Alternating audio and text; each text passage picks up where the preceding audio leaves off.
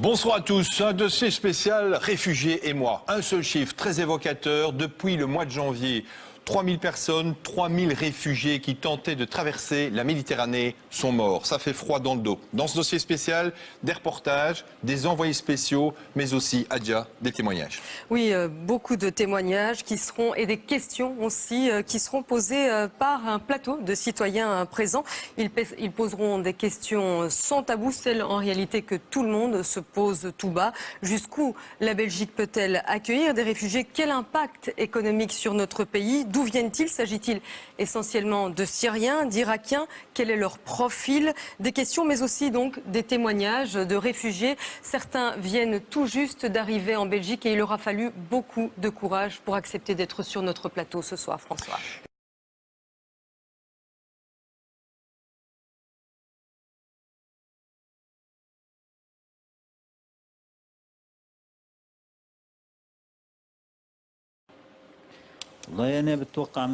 Eh bien, j'espère que les Européens vont nous aider, vont nous protéger. Nous sommes déplacés, nous n'avons pas un toit. C'est Monsieur Ben que je remercie de tout cœur, qui nous a accueillis, qui nous a hébergés.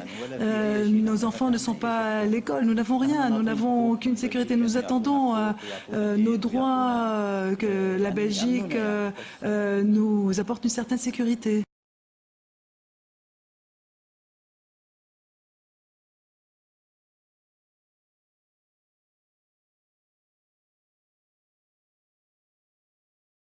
Stéphane, alors encore une question pour Ben Abderrahmane. On ne vous présente presque plus, hein. Tout le monde vous connaît. Vous êtes le propriétaire de l'hôtel Mozart. Vous avez accueilli chez vous régulièrement durant l'hiver des SDF et aujourd'hui cette famille syrienne que nous accueillons ici sur notre plateau. Et si vous les avez accueillis, c'est parce que vous avez été choqués par les conditions dans lesquelles ils vivent ici en Belgique. Absolument. D'abord, je suis humaniste.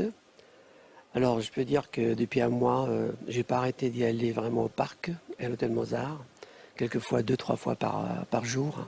Et le soir, vraiment, quand il pleuvait, c'est vraiment très dur. Pour amener des familles. Absolument, amener une famille. Et quand il pleuvait, je voyais vraiment l'inondation.